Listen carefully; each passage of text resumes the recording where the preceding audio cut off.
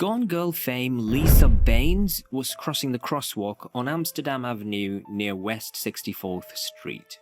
Her destination, the Juilliard School, where she was supposed to meet her wife and friends for a dinner party. As the pedestrian light turned white, she started walking, unaware of the fact that she would never reach her destination. With every footstep, she got an inch closer to death.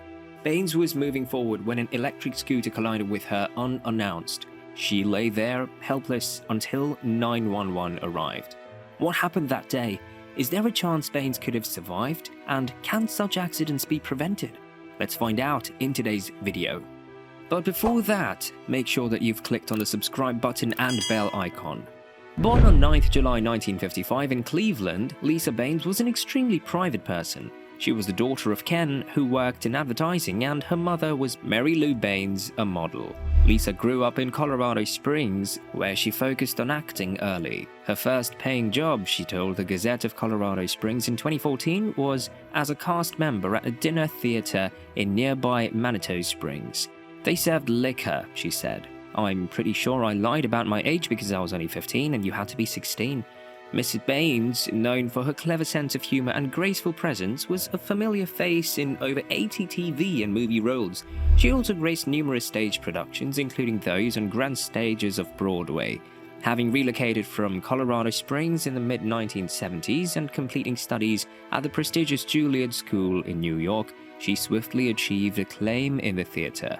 In 1980, during the Roundabout Theatre's revival of John Osborne's Look Back in Anger, where Malcolm McDowell portrayed the irate Jimmy Porter, she captivated audiences in the role of his overwhelmed wife.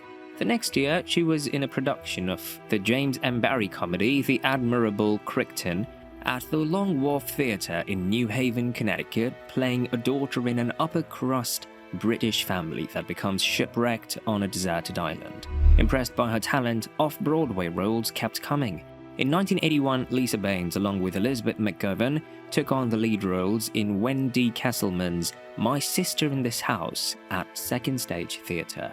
The following year, in 1982, she graced the stage at Manhattan Theatre Club as Olga, the sister in Chekhov's Three Sisters. The production featured Diane Wiest, Mia Dillon, Jeff Daniels, Christine Ebersole, and Sam Waterston.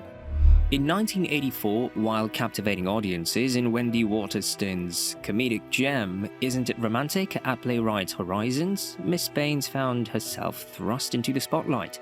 The New York Times recognized her exceptional talent, dubbing her one of the 15 stage actresses to watch. Notably, her stellar performance earned her the Drama Desk Award nomination. Her journey on the Broadway stage began with a splash in 1988 as she graced the Neil Simon comedy Rumors. This marked the beginning of a Broadway repertoire that included memorable turns in Tom Stoppard's intellectually rich Arcadia, the toe-tapping Cole Porter musical High Society, and a delightful revival of Noel Coward's Present Laughter. One of her iconic stage appearances before her death was in 2018 at the Huntington Theatre Company in Boston, where she played one of the two lead roles in the premiere of Eleanor Burgess's The Niceties. In this thought-provoking drama, she skillfully portrayed a seemingly progressive lesbian professor engaged in a tense intellectual and generational clash with a young black college student played by the talented Jordan Boatman. This role was a reflection of Baines' own life. She married her wife in 2017, and portraying the role of a lesbian professor was something she could connect to. As Miss Baines solidified her presence in the theatre, the allure of Hollywood beckoned. Her cinematic debut came in 1984 with The Hotel New Hampshire, a Tony Richardson adaptation of the John Irving novel. Hollywood, recognizing her talent, opened its doors wider, leading her to frequent appearances on television. In the early 1990s, she took on regular roles in The Trials of Rosie O'Neill. More recently, her television journey unfolded with notable contributions to series like Royal Pains, Nashville, and the cosmic comedy escapade The Orville. In seamlessly transitioning between stage and screen, Lisa Baines left an indelible mark on both entertainment worlds. Stepping onto the big screen, Miss Baines showcased her versatility with memorable roles. In 1988, she portrayed Tom Cruise's confident and assertive older girlfriend in the film Cocktail. Years later, her talent shone through in David Fincher's psychological thriller Gone Girl, where she delivered a powerful performance as the acerbic mother of a missing woman alongside stars Ben Affleck and Rosamund Pike. Lisa Baines embraced the role of Mary Beth in Gone Girl, expressing her enjoyment in an interview where she described Mary Beth as a good wasp, a character she could truly delve into. Speaking about her experience on the film to Screen Slam in 2014, she exclaimed, "Working with David Fincher is as good as it gets. I've got some friends in the cast and we all had way too good a time." Coincidentally, it was in the very same year that Baines encountered a significant personal milestone.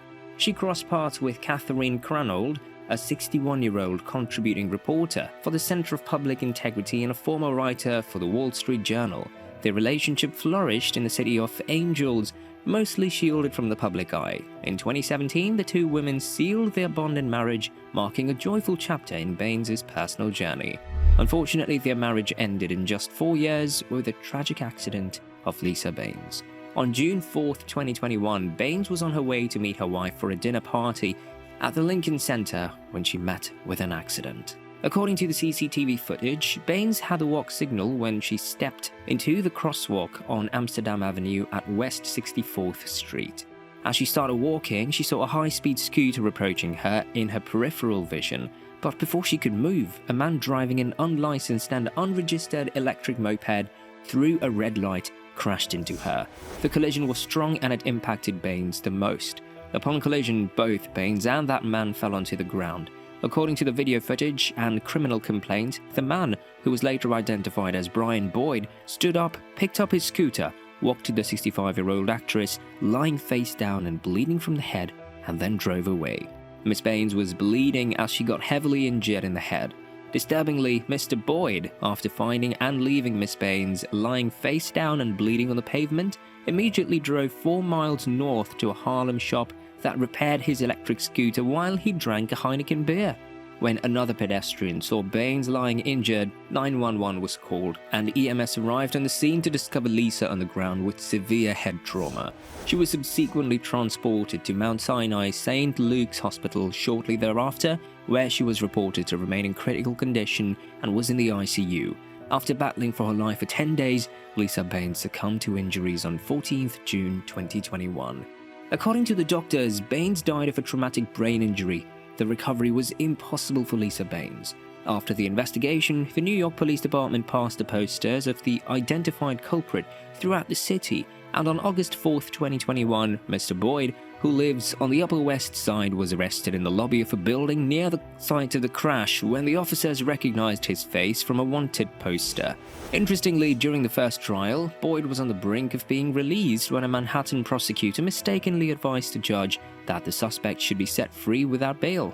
Manhattan Criminal Court Judge James Clines eventually set bail at $30,000 for Brian Boyd after the confusion was resolved following a nearly hour-long break outside the courtroom. "We're going to start all over again," Clines remarked, after initially granting Boyd supervised release due to incorrect information from a prosecutor that the case required no bail. A different prosecutor, Assistant District Attorney Bernard Eighth, appeared after the break and informed the judge, "Any crime that is alleged to have caused the death of another person is an eligible offense," meaning a defendant can be held on bail. At first, Brian Boyd was only charged with leaving the scene of an accident resulting in death and failure to yield to a pedestrian. However, later he was slapped with upgraded charges, including homicide. A year later, on 30th November 2022, a state Supreme Court judge imposed a sentence of up to 3 years in prison on the scooter driver. This decision followed the driver's admission of guilt and subsequent attempts to evade responsibility for the accident that resulted in the actress's tragic death. The trial of Brian Boyd was full of drama. He tried his best to avoid taking responsibility for Baines' death. Nevertheless, he still ended up in prison. The 27-year-old Brian Boyd tried to argue in court that he wasn't to blame for the accident, even though he had already admitted guilt back in September 2022. He pleaded guilty to causing the death of Miss Baines and leaving the scene of the accident. "I did beep my horn," Mr. Boyd stated defensively. "I did slow down. However, Judge Gregory Carrow grew frustrated and reminded Mr. Boyd that he had found Miss Baines lying injured on the ground, yet he left her there and drove 4 miles north to a Harlem shop to fix his electric scooter, all while enjoying a Heineken beer. Growing frustrated, Judge Carrow said sternly, "You know what? I'll give you your plea back. You want to go to trial?" To which Boyd responded that he did not want to go to trial. Assistant District Attorney Erin Lafarge argued that Mr. Boyd deserved a longer prison sentence. She pointed out that Mr. Boyd's attempt to withdraw his plea demonstrated his refusal to admit his recklessness or express remorse. Additionally, she reminded Judge Carrow that a year before the fatal accident involving Mr. Baines, Mr. Boyd crashed a Revel electric moped while driving without a license, causing serious injuries to both himself and his girlfriend. He's not learned anything from this experience, and that is a terrifying thought, stated Miss Lafarge. In court, Catherine Cranold, the victim's wife, dressed in a somber dark suit, delivered a heartfelt statement to express her loss. She recounted that at the time of the accident, she and her wife had journeyed from their home in Los Angeles to New York City for the first time since the COVID-19 pandemic began. They were celebrating their first date, which took place as a walk in Central Park around Memorial Day in 2006. Reflecting on their marriage at City Hall a few years later, Miss Cranhold fondly remembered her late wife's affection for apple pie, the Los Angeles Dodgers, and Kamala Harris. She vividly recalled the harrowing moment when she found Miss Baines bloodied and unconscious in the hospital. "My life stopped at that moment." Describing Miss Boyd as heartless and reckless, she requested the judge to impose a lengthy prison sentence for the sake of public safety. Lisa saw him coming at her, but she couldn't move fast enough. Nobody could move fast enough, Miss Cranhold emphasized. In response, Mr. Boyd's lawyer, Angela Kerins, argued to Judge Carrow that her client had no prior felony convictions. She also highlighted Mr. Boyd's readiness to accept his sentence, noting that his family members, visibly distraught with tears in their eyes, were present in the courtroom. "His family is prepared for this. His daughter is prepared for this," she affirmed. At the end of the session, Judge Carrow expressed his intent for a sentence that could serve as a general deterrent to reckless drivers. "This city obviously has a problem with unlicensed scooters," he remarked. "This is what happens when you recklessly drive those pretty powerful new motorbikes." Nevertheless, he indicated his intention to honor the terms of Mr. Boyd's plea agreement. Turning to Mr. Boyd, he invited him to speak. "I'm extremely sorry," Mr. Boyd expressed. "I don't really have the words, except I'm sorry." Following the confirmation of Lisa Baines' passing, notable figures expressed their condolences on social media, honoring the actress renowned for her roles in films such as Gone Girl, Cocktail, A Cure for Wellness, and Pumpkin. Gillian Flynn, author and screenwriter of Gone Girl, shared her heartfelt sentiments. "The news of Lisa Baines' passing fills my heart with sadness. I had the privilege of collaborating with Lisa on Gone Girl, where her vibrant spirit, keen insight, and irresistible charm shone brightly. Basically, she would have intimidated the hell out of me if she hadn't been so truly kind. Love to her wife, family, and many friends." Seth MacFarlane, the creator of Family Guy, was among the first to respond to the somber news. On Twitter, he shared, "I'm deeply saddened by Lisa Baines' passing.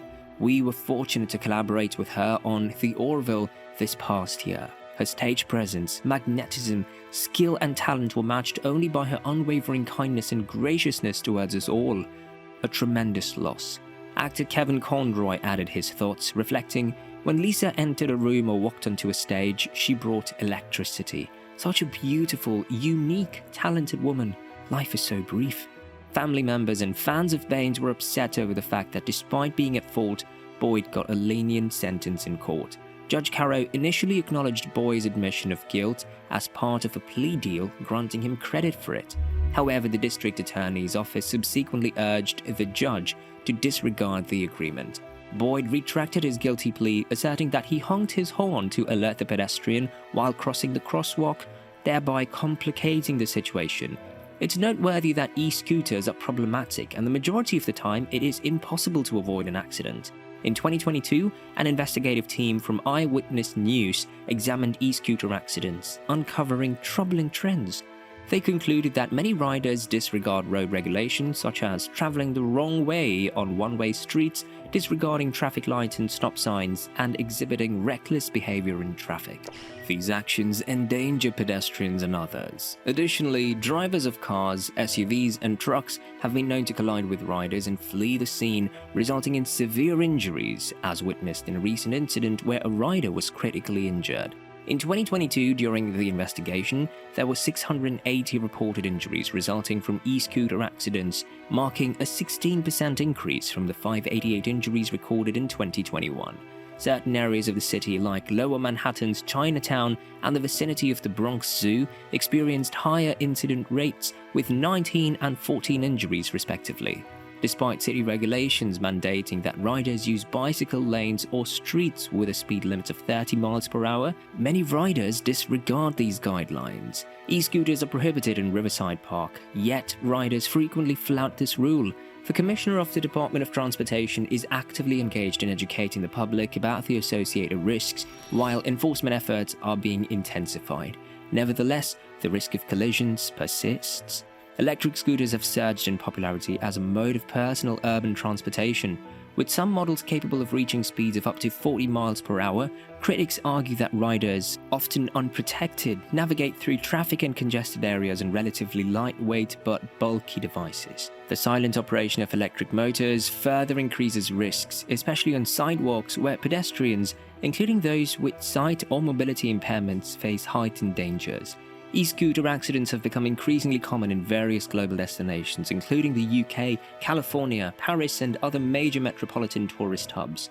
The UK witnessed a staggering increase in pedestrian injuries from e-scooter accidents in 2021 compared to the previous year, with 4 times as many incidents reported. The Department of Transport documented over 220 pedestrian injuries, including over 60 categorized as serious. In contrast, in 2020, the country recorded fewer than 60 injuries with less than 15 as serious, highlighting a concerning trend of escalating e-scooter-related pedestrian accidents. In 2021, the UK reported over 1,000 injuries stemming from e-scooter accidents, with over 300 cases categorized as serious injuries. These statistics underscore the growing safety concerns associated with the increasing popularity and usage of e-scooters on British roads and sidewalks. France and Spain have already banned e-scooters from pedestrian walkways and sidewalks. Paris considered banishing them outright after a young woman was knocked down and killed by an e-scooter in June of 2021. Trauma doctors in Finland also called for a ban after linking e-scooters to a rise in emergency room visits that same summer. Determining the ideal locations for riding e-scooters poses a significant challenge, with varying perspectives among different cities. While the Insurance Institute for Highway Safety proposes that e-scooter riders might be safer on sidewalks than on roads, recent research from Washington, D.C. contradicts this notion.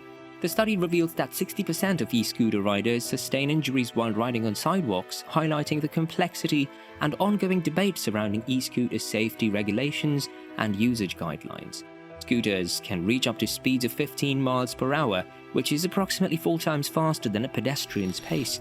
When considering the speed of the scooter, along with its weight and combined weight of the riders, the potential for disaster increases significantly if the scooter collides with a pedestrian. E-scooter riders pose an increased danger to pedestrians, especially if the pedestrian is a senior or has a disability. These individuals often have slower reaction times and may struggle to steady themselves if they need to quickly move out of the path of an approaching scooter. So what resources does an injured person have if they get into such a situation, unfortunately? When a pedestrian is injured by an electric scooter rider, they often have limited recourse, particularly in hit-and-run scenarios where there is no individual to pursue a claim against. This lack of accountability can deepen the challenges faced by injured pedestrians seeking compensation or justice. Even if the rider remains at the scene after colliding with a pedestrian, it's still improbable that the victim will receive compensation. Auto insurance typically doesn't cover the harm caused by a scooter rider to a pedestrian. The pedestrian's only recourse is if the rider has homeowners or renters insurance, which could cover the injuries. However, many riders, often young, likely don't have such insurance or assets to cover the harm they caused. This reality leaves pedestrians with few options for seeking compensation for their injuries. It's unfortunate and terrifying for both the pedestrians and the driver, And the fact that we don't have any strict rules and regulations for such conditions makes it even worse. What happened with Lisa Baines was heartbreaking. She and her wife just wanted to enjoy the first date after the pandemic, but the recklessness of a scooter driver robbed them of the time they could have spent together. The decision of Mr. Boyd to not stop at the red light ended the life of a promising actor, and the horrifying thing is that Mr. Boyd didn't think that it was necessary to call an ambulance is inhuman. He went straight to have a beer while getting his scooter repaired, while Miss Baines was fighting for her life. It makes us wonder whether there is anything more important than life. That's all we have for today's video. We'll meet in another one. Until then, make sure that you've subscribed to this channel and click on the bell icon.